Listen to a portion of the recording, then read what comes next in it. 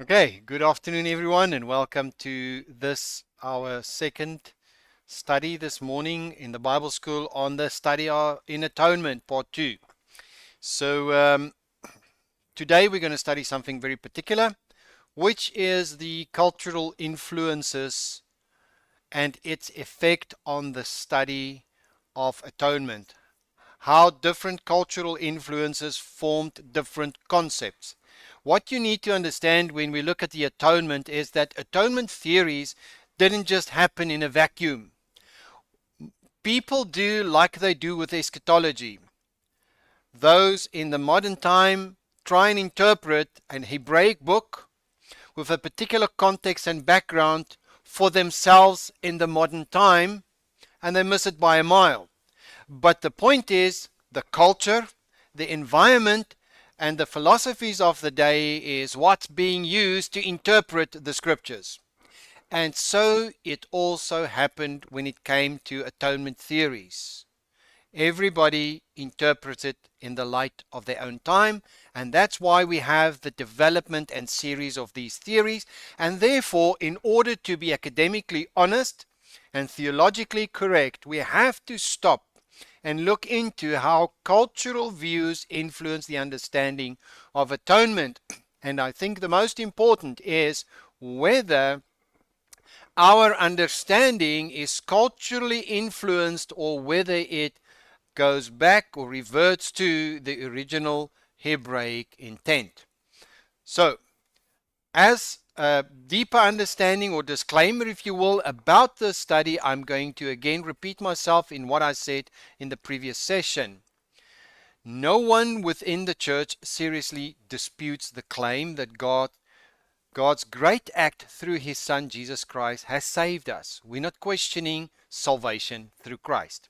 Salvation is God's initiative and was made manifest through Jesus Christ. Moreover, presumably few would challenge the claim that his salvation involved Jesus' life, teaching, death, and resurrection. That's not even at question here. Jesus' death achieved something or affects something, and it does so furthermore for us. What the theologians tend to speak of as its vicarious function. To speak of Jesus' vicarious death means then, in agreement with almost every true believer in Jesus Christ, that his death is significant, accomplishing something, and that it accomplishes something that benefits us. Nobody questions the vicarious or substitutionary death of Christ. I am highlighting this because in my first series of lectures on atonement, some with cognitive presuppositions heard something that was not said and they went off on their own tangent. So, what do we need to understand? What is therefore at question is not the redemptive work of Christ or his vicarious death, but how redemption was accomplished. Was it some sort of a transaction? Was it restitutive or retributive? What was it? The mechanism is what we want to study. This study of the atonement therefore looks at the mechanism by which reconciliation and expiation was accomplished. It's so important because how we understand the cross is going to determine how we present the gospel. But we have to be honest and serious in our search.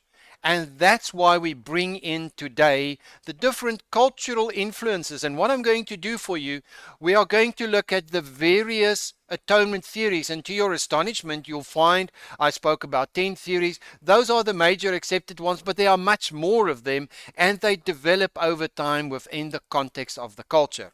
And we're going to put that together for you. Atonement, therefore, is not so much a work of Christ apart from who he is. We want to look at this whole thing, if we may, holistically, but rather Christ himself in his work. If we don't focus on the person and the whole life of the person and just on a single act at the cross and then only at the part of his death, we are definitely going to come to the wrong conclusion. The whole of life ministry, death, and resurrection of Christ needs to be considered in the work of the atonement. An instrumental perspective on the atonement as an external work of Christ, as something that he does rather than having its ground in who he is. That means if I focus externally, implies a corresponding view. I cannot come to another conclusion but then to think in terms of something of an external arrangement. In other words, it's an action external from the person, and it's to settle some sort of outstanding debt. It is precisely the union of the incarnation and the atonement that includes the view that the atonement is reducible to a forensic transaction as the fulfilling of a legal contract. And we're going to see today, where does this concept come from? Who started it first? Now, I can tell you, it's unfortunate that when things started 1,100 years after Christ, that these people are still seen as church fathers, and I think we should go further back than that to the earliest church fathers to get a more accurate view.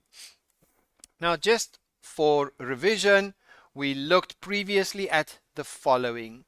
We looked at the ransom theory, the Christus Victor theory, satisfaction theory, penal substitution, moral influence theory, governmental theory, recapitulation theory, theosis, exemplar theory, covenant theory, economic theory, and hypostatic union and kenosis.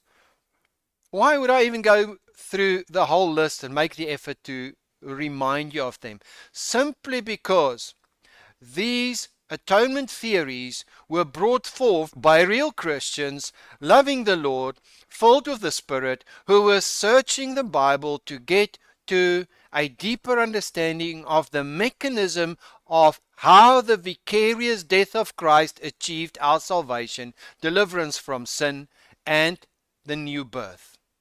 That is why it's important. We cannot now decide that we know the answer, that this one particular theory is the be-all and end-all of what Christ did. It's first and foremost important to understand where that came from, how it came into being, what influences brought that theory into being, and whether we understand as a consequence the interpretation of that view correctly. Now, what is important for me first to state is this. We see now that all these theories didn't all happen at the same time, and they didn't happen in a vacuum. There were external influences that let the thinkers of these theories come to these particular conclusions, and I'm going to show that to you now. So we see the early church period, which was the 1st to 5th century. Now, this would be the apostolic fathers. They had the ransom theory and the recapitulation theory.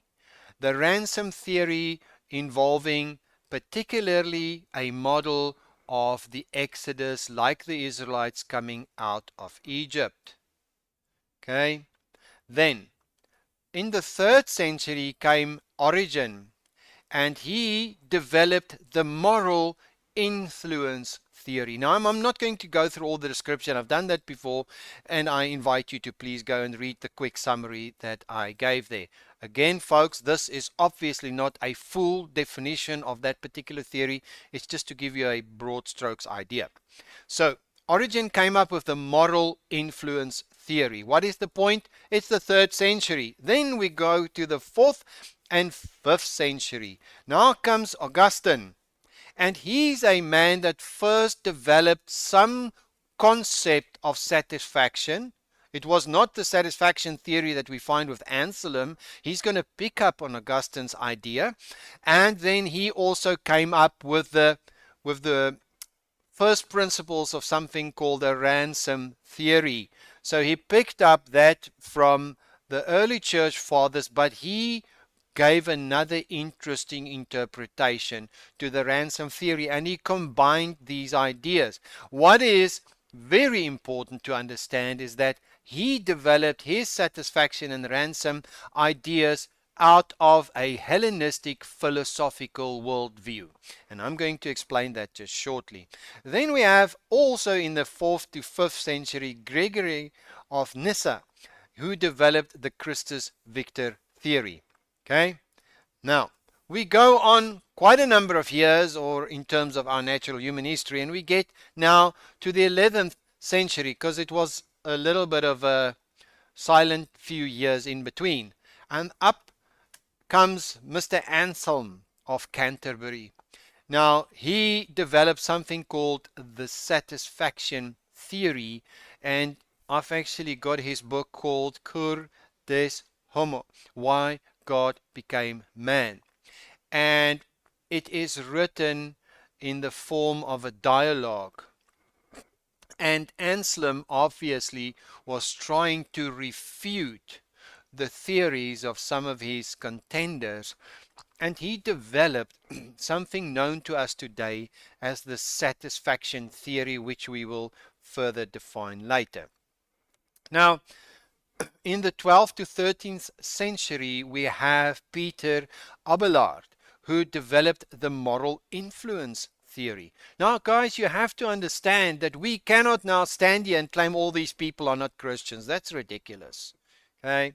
But we have to look at why they came up with these theories. Because what you will find that in most of them, it doesn't answer all the questions. It doesn't speak to particular problem statements we find in the New Testament.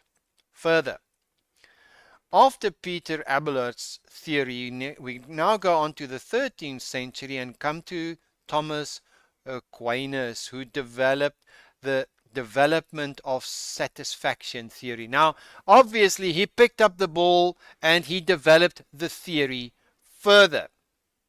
Of course, then we get to the 16th and 17th century Reformation and post-Reformation period, and now we have people like Calvin and Luther,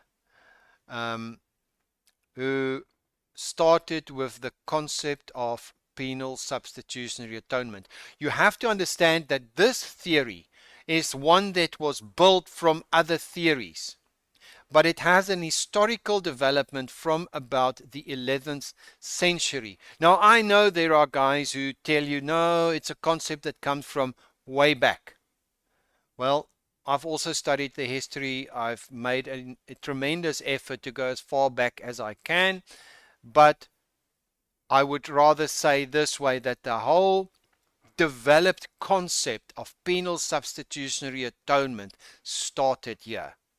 Maybe there were parts and concepts and thoughts that preceded it, but the teaching as we know it of penal substitutionary atonement started here with Augustine. Now, you need to understand, folks, there's a difference between substitutionary atonement and penal substitutionary atonement. Substitutionary atonement is that vicarious work of Christ who acted on our behalf and for our benefit, and the mechanism is what we want to understand. But penal substitutionary atonement links the vicarious work of Christ to the wrath of God, and Christ satisfying the wrath of God and the judicial requirement of God in a legal framework. And that is where we have a problem. And I'm going to, in particular, study this view with all its theological problems specifically because it's the view of Western churches in the majority. Why? Because through the reformers and through what happened particularly in America and Europe, and how those churches were established, and how those reformers fled, Protestants fled with that theory to the West. It was dissipated into the West and Western countries and established as the only understanding of what Christ did at the cross, and people move from one development in the church to the next, but they never change their understanding or insight about atonement. It's just assumed. And so it's become a majority view in the Western church, and that is what we're going to look at in detail. Now, going further, we now get to the modern period from the 18th century to the present. We've got a few interesting developments. We've got the moral example theory that then developed. Then there are other subjective theories about atonement. Schleiermachers, for example, we're not going to look at that in detail, but it's just important for you to know. Well, there were other thinkers, there were other people who developed understandings. Barthian Christocentrism, and that came from Karl Barth. And folks, let me just say something here. There are many people who love to discredit the messenger. You know, normally they can't refute what a man is saying, but they try and attack his character. I detest that. Although we might differ with somebody in their understanding, the objective is not to play the man. Because this is how most modern Christians work. Oh, it's easy. We don't have to listen to him. Let's just discredit him. So I say that particularly because a lot of people I know have questions about Barth. I don't necessarily agree with him. All I'm saying is we don't just discredit something because he said something. We want to understand, honestly, what did the man say? Is there any validity in what he said because he influenced a whole lot of people? Then, of course, we have the evangelical reaffirmation of penal substitution. And here we look at people like Stott, J.I. Packer, and of course R.C. Sproul.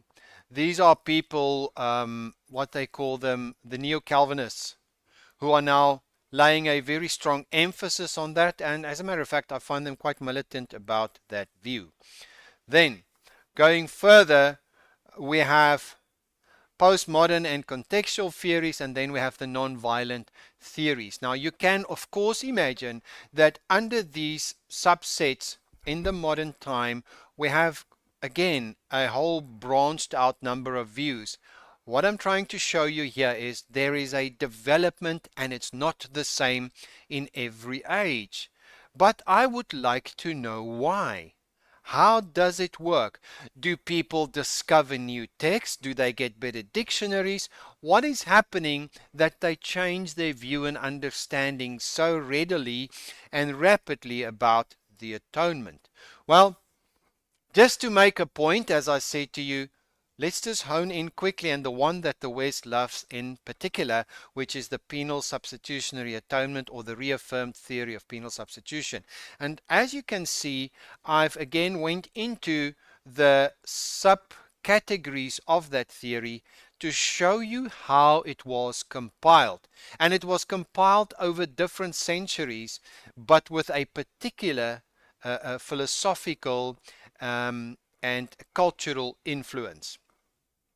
What you'll see here is the compilation. We see original sin was something that Augustine started. Now folks, as I've mentioned before, this is very important to understand. If it's true that man is born totally morally depraved, babies are depraved, babies own an insurmountable debt to God by virtue of the fact that they are born, and that they are so morally depraved that even their wills is depraved. If that original sin theory is true, then it follows logically that the remedy for that has something to do with atonement, and therefore it follows logically that Christ must literally be made a sinner in a similar manner as man is born into. So you can see that what one starts with is going to lead directly to a conclusion on what must happen at the cross. And I'm not making any further comments on that. I'm just showing you the importance of how these doctrines stack together to lead to a logical conclusion when it comes to atonement understandings. Now, I must say I have many friends and acquaintances and enemies who cling to this particular doctrine, claiming they're not Calvinist, but the very doctrine is actually very well defined and developed by Calvin and people like Luther later. Anyway, so please go through the description that I've given there so that you could see that it's a compilation of thought patterns over time by different men that brought them to exactly this understanding right unto the modern atonement school. But I want to hurry into what I want to show you today. And what I want to show you is the cultural influence in the particular time period. So when we look at the development of atonement theories from the 1st to 3rd century, we are looking at the Hebrew influence on what they thought the atonement was about. Now let's see how they think and how they interpreted that salvific work of Christ. See, first statement. While it's difficult for us to fully appreciate the cultural differences between the ancient Hebrew culture and the contemporary Western Christianity, some elements of Hebrew biblical history differentiates it from the direction that Western Christianity has followed. In other words, there is a clear deviation. We need to understand, in proper biblical hermeneutic, we have to go to text, context, context, historical background, historical context. Otherwise, we're going to try and interpret it for us today and we're going to miss it. Okay? The origins of the Hebrew people and the nation of Israel are covenantal. That's a big keyword. It's, in other words, relational, covenantal. And in order to understand the work of Christ, therefore, from an Hebraic point of view, it has to be linked to a covenantal interpretation. It has to follow a line along all these covenantal relational understandings that they had. Okay? Then, the concept of God's covenantal relationship with a people is altogether missing in the Greek and Roman cultures that have dominated contemporary Christian church. What we need to understand is there was an Hebraic understanding, and then there was an influence of the Romans who were particularly influenced by Greek philosophy. And what we know about the Romans is they would incorporate the belief systems and philosophies of the nations that they conquered. So in the Roman philosophy, we have a combination of Greek and Roman, and later Latin philosophy, Latin thinkers. Okay? And so that is going to interpret in a very specific way what they see and what they think. So we see that there is a major difference. Okay? If Israelite thinking is to be characterized, it's obvious first to call it dynamic, vigorous, passionate, and sometimes quite explosive. Now, I've got a lot of Jewish friends, and I tell you, when they have discussions, they have serious discussions. I'm thinking, hey, they're going to bash each other. And then they just carry on afterwards. And I'm thinking, what just happened here? I'm not used to this. It's dynamic, involved, explosive. They agree to disagree, and they just carry on. Okay? And their relationship with God is not in that sense aggressive, but it's dynamic and relational. It's always been that way. It's covenantal, it's filial. In other words, a father and a family. Okay? Now, Hebrew thinking is covenantal, filial. Greek thinking is very much like Roman thinking, impersonal, static, and judicial. Whoa. Okay, so we see that even in the use of Greek words in the New Testament. It already, once we use it, moves away from something descriptive to a name, from something active and descriptive to something static. Because it's how their culture, philosophy, and language works. So immediately we run into a hurdle of interpretation. And we're going to see that. The next thing is it's static. For example, how do they view God and man? See, they start with a philosophy about God. And please listen to this, folks, because we're going to drill into it next week. They start with a philosophy. Normally, that philosophy about God would be something diametrically opposed to or different from man. Man is mortal, so God is immortal. And they start to build, man is finite, God is infinite. They start to build philosophical concepts of God. Whereas in the Hebraic mind, that never happens. They don't construct a God and then fill in the blanks. They are relational, filial, covenantal. They discover God as they walk with God. He reveals himself to them as he takes them through things. And in that they discover God dynamically and actively involved in their lives. That's not Roman and Greek approach. To them, everything is static. For example, when you get to the atonement, God is all of this statically. He's in actual fact so static that nothing can move it, and they came up with a word called impossibility. Nothing can move God. I mean, nothing that humans do, say, or think. Okay, and that's a theory. The Hebrew says, sorry, that's not how God works. We know him actively involved with us. And because they have that static view, they start with a concept of man in a static state. Man lost that state and is in another static state. And salvation, therefore, has to be something that restores you from one state to another finished. There's nothing dynamic in it. It's not relational. It's judicial. It's static. And you can already see what the problem would be. For example, when I now come to the atonement theory and I think about it, it becomes something judicial, something to be solved, something that the Son and the Father will do. I just have to believe it. I'm not actively involved. It's static. It's restoring a state. It's typical Hellenistic and Roman thinking. It's so far removed from how a Hebrew interpretation would be that we run into trouble. Okay, further on. I say in terms of Hellenistic and consequent Western thinking, God and man each respectively are in a static state, and the idea of dynamic interactive relationship is completely absent. So the whole redemptive interpretation is therefore going to be to restore static conditions. Now, folks, I want to invite you. I don't have the time to give a whole series of lectures on the Hellenization of Christianity, but I do challenge you to go and search it. There are really wonderful books available, for example, on Kindle, that you can buy and read about how Hellenistic philosophy and Roman thinking influenced the way we look at the Bible. I think it's crucial because we have departed from the right way. Further, what is Hebrew influence? Well, the Western mind tries to convert the Bible into systematic understanding. It's typical Western Hellenistic Roman thinking.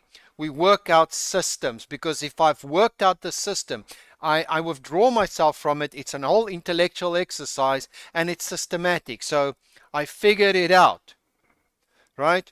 But the Hebrew mind is a relational narrative of God and a people interacting over time.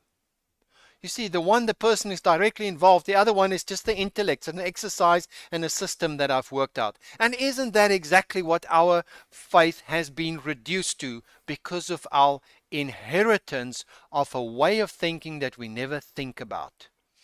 The Hebrew understanding of the reality of things is also holistic,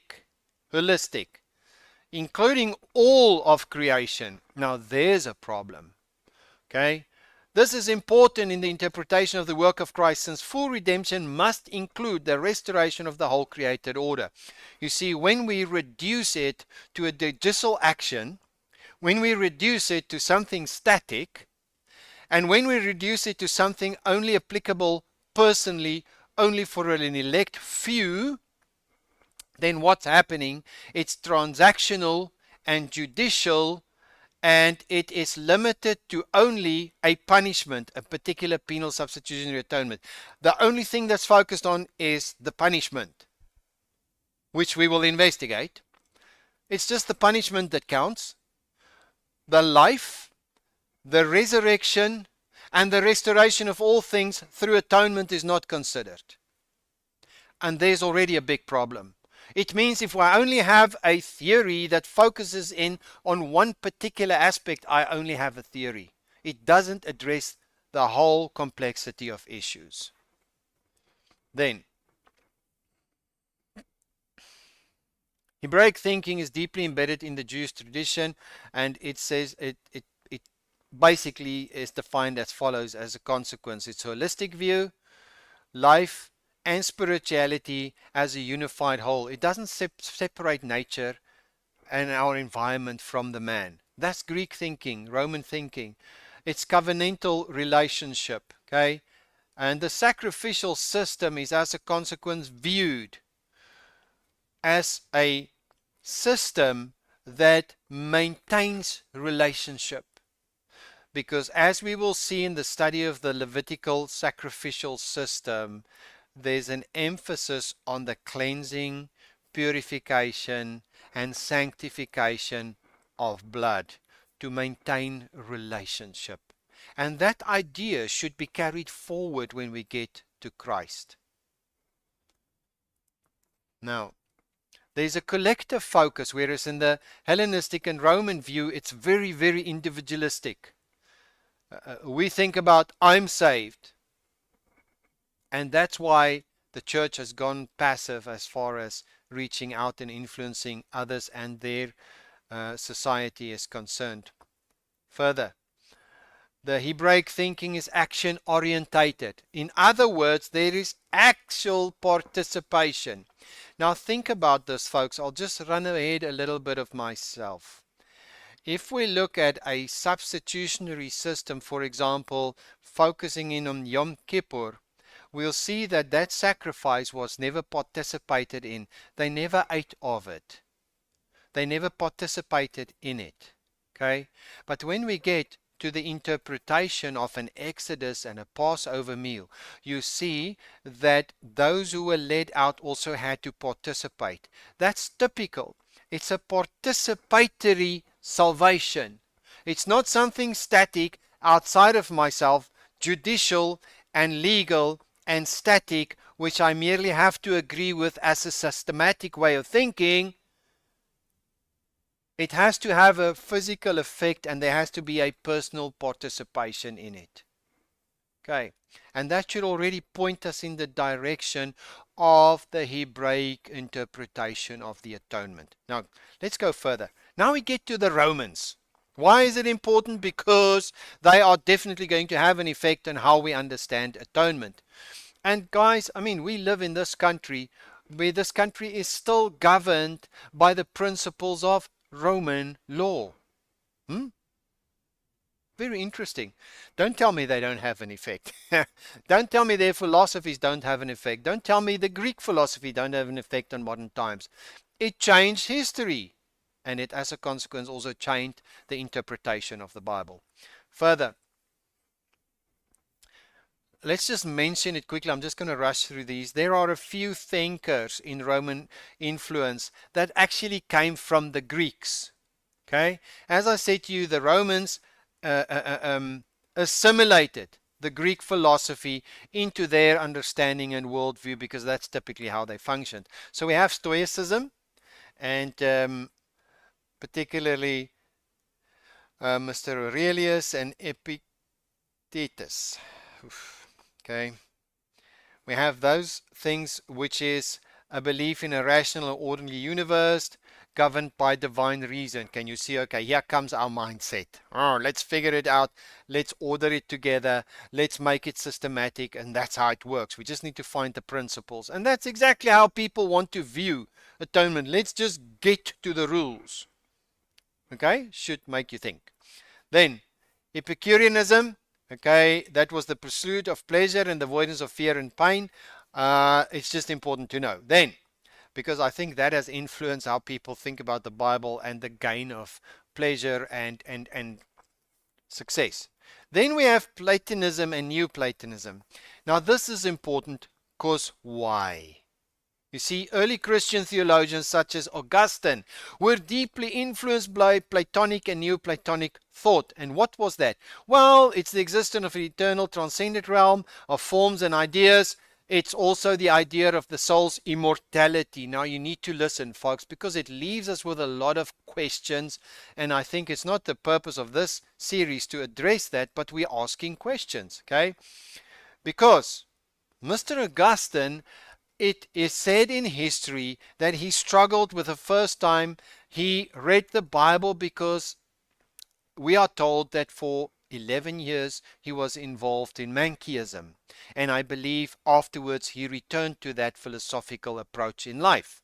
But he struggled to understand the Bible, and he was told to read it, to read the philosophy of the Greeks first, and to read the Bible through Greek philosophy. And it's for this reason, even until today, that you get teachings available by academics who will tell you that Christianity is nothing but Greek philosophy. Did you know that? You just go and search it for yourself on YouTube. They claim that the Christian New Testament and Christian doctrine was written based on Greek philosophy. I mean, how preposterous. But it's reasonable if one looks through the eyes of Augustine, who read the Bible through Greek philosophy and then came up with a number of things that is influencing and directing the church still today. Okay? So we have New Platonicism by Plotinus, and he emphasized the one and the accent of the soul to unity with the divine. Now look what that does for us. The Christian doctrine of the soul's immortality, the eternal realm, and the existence of a higher spiritual reality were closely aligned with Platonic ideas, as was the postulated by Augustine. I don't know if you saw the problem there. So Augustine came up with the idea of the eternal soul, which will later influence the church on its doctrines of the eternality of mind and eternal destiny. Okay? The idea of a higher, more perfect reality and the dichotomy between the physical and the spiritual world influenced Christian teachings about the kingdom and salvation. So what they typically would do under this mindset is the natural is evil and the spiritual is good, and they would separate the two, completely different from the Hebraic worldview. And guess what? The culture and philosophies of the time influence the way people interpret the Bible, whether you like that or not. So then came the Roman influence further in terms of their legalism. Rome was very well known for its laws and principles of laws, okay? Its governance. So what did that do? The concept of divine justice in Christian theology, especially regarding the atonement, was influenced by Roman legal structure. It could be no other than some sort of judicial satisfaction in terms of Roman interpretation. Because why? It's separated from covenant, it's separated from a filial relationship, and it's separated from unity between man and creation. It's separated from the natural and the spiritual, and it is systematic and legal. And obviously that's now going to influence what you think and how you think about what actually happened at the cross. Further, we have a man like Tertullian, who first postulated the Trinity and Christian theology of the nature of God. And there is a very interesting thing. So this man came up with a theory of the attributes of God. Now, folks, I come out of a theological background where I was taught the attributes of God. I now do a new series called The Attributes of God from an Hebraic Point of View, because this one is philosophical, and I was taught that. And what you do is you come up with a philosophical concept of God with words that are not even in the Bible, and then you try and link the scriptures to it. And it leaves you with a problem. It leaves you to wrong conclusions. What I need to understand about God is how He chose to reveal Himself. And we find that throughout the Old Testament and then ultimately in Christ. He chose to reveal Himself to man in a particular way. Man didn't construct an idea of God and then linked their circumstances to it. It's a hugely different approach. And it's very important when it comes to the understanding of the atonement. Do I make sense this far, guys? It's fine. Okay. Now, further, we then come to Augustine of Hippo. Augustine synthesized Platonicism and Neoplatonicism and Christian theology, shaping Christian views of free will, grace, original sin, and atonement. His view of sin as an infinite offense against God and the necessity of divine grace heavily influenced Western Christianity's understanding of salvation and the Bible. Folks, look, what I'm trying to show you is that atonement theory is developed over time, and in each time slot we have different philosophical influences and different cultural influences. And these theories of atonement did not happen in a vacuum. They were most definitely influenced by the people of the time in perspective of how they viewed the world in that time. That's important to understand. Schools of thought, yes, absolutely, schools of thought. Okay. So when we come to a conclusion finally with Mr. Ambrose of Milan, Ambrose's interpretation of scripture shaped early Christian attitudes towards biblical authority and the sacrament, particularly baptism and the Eucharist. So here we go. Why? Because typically in the Roman world, it was very important to have ritual. They built a lot of disciplines into their households with the father as the head and ritual in the family. And what Mr. Ambrose did, he took that understanding of his society and he built it into church dogmatics. Okay? And hence we sit with an inheritance that very few people ask questions about. Okay, further, we got the Greek influence, and I quickly want to rush through that. The Greeks began to think about the natural world from a more abstract and general perspective. See, what we just did now, we looked at the Romans, but the Romans have a amalgamated view with the Greeks, and now we're just looking at the Greeks quickly. So they had an abstract general perspective. As far as we know, they invented an explicit theoretical and abstract view of nature. Oh, do you understand how important that is? It's theoretical and abstract. Do you think that might have an influence on how they think about what Christ did? For sure.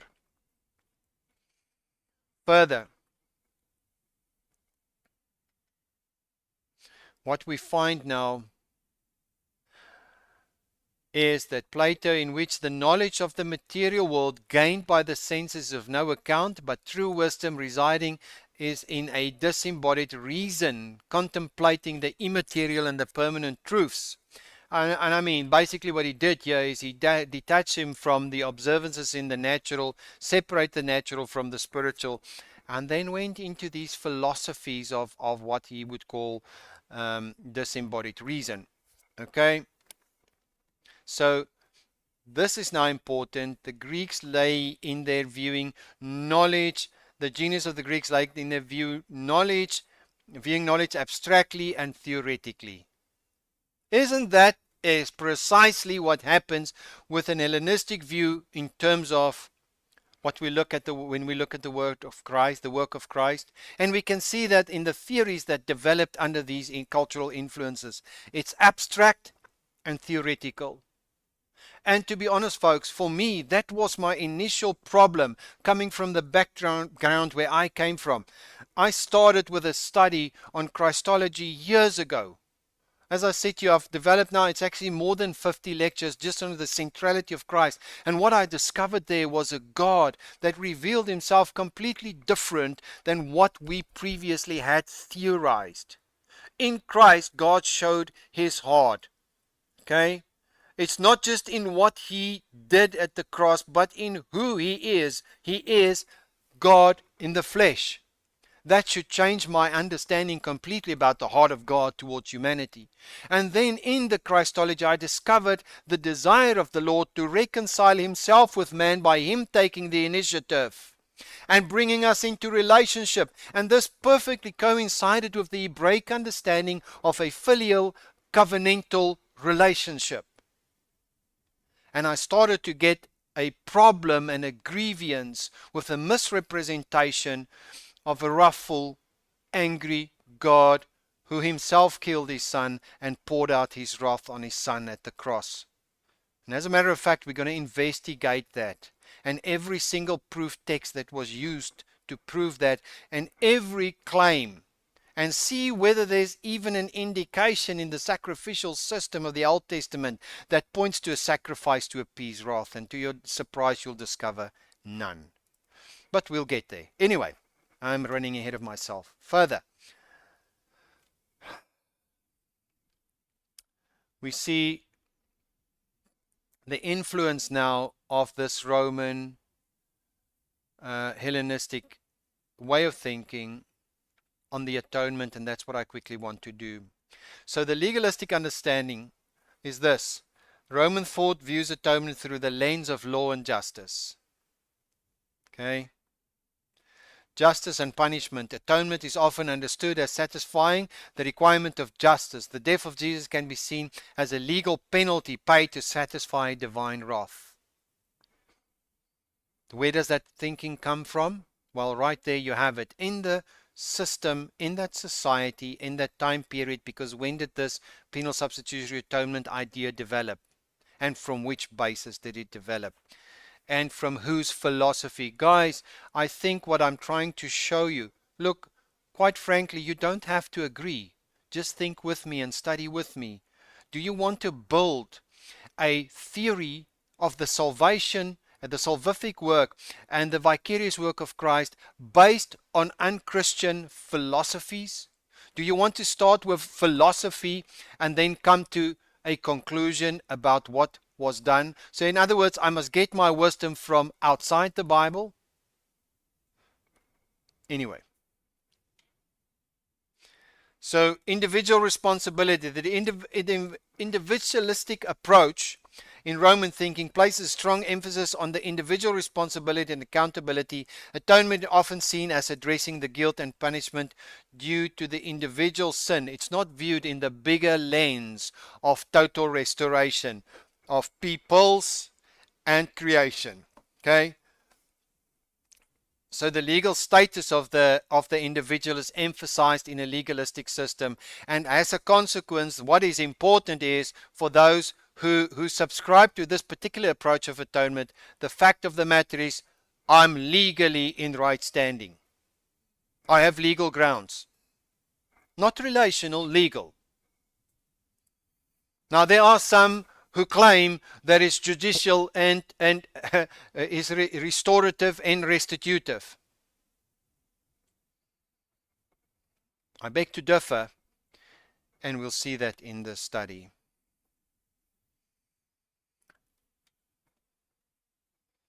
Further, under this influence, that's now Roman Greek, we see authority and sovereignship. God as sovereign ruler. Roman thought emphasizes God's authority as a sovereign ruler who enforces divine law. Atonement is seen as upholding the majesty and order of God's rule. You see, typically in a particular view, God is this divine sovereign. Justice must be done. He will enforce the law, because if he doesn't, then there's some sort of injustice committed. Fact of the matter is, he is the judge. Fact of the matter, judgment day comes at the end. At the end. Okay? And therefore nobody's going to get away. Penal substitution. The idea of penal substitution, where Jesus takes on the punishment deserved by sinners, aligns with the Roman emphasis on justice and legal satisfaction. Okay, now let's go further. We see now, so what I'm doing now is just in conclusion to show you how Roman Hellenistic views influenced atonement. And what we did was to make it very clear that it's actually Roman no, Roman and Hellenistic view is very difficult to separate. Just mentioned to you they're philosophers. Those philosophers influence Roman approaches, and then I've shown you a few Greek approaches, but the two actually work together to bring the same effect on the understanding of atonement. For most Western Christians, God exists somewhat like Plato's form of God in a separate world that we call heaven. So there's this, he's not actively involved. That's the effect of a philosophy. God is transcendent outside somewhere there. He's not actively involved. Everything is static. Everything is predetermined. Nobody can help nothing. The salvation is about the restoration of static positions. It's not a covenantal, filial, relational thing. God is not here personally actively involved. It's just about a legal transaction that I believe in. It's positional. I take a legal stand, but it doesn't ask any transformation or active involvement of me. And that's the big problem. Not one of the big problems. It's an abstract principle. Now, again, there's this individual focus, emphasis on personal salvation. There's this rational explanation. Okay, it's all within a framework and a system, and that's what I wanted to highlight. And then lastly, there's this concept of ritual, where it ends up, because of that philosophical approach, there's no real relationship, but it results in a personal morality and a form of legalism.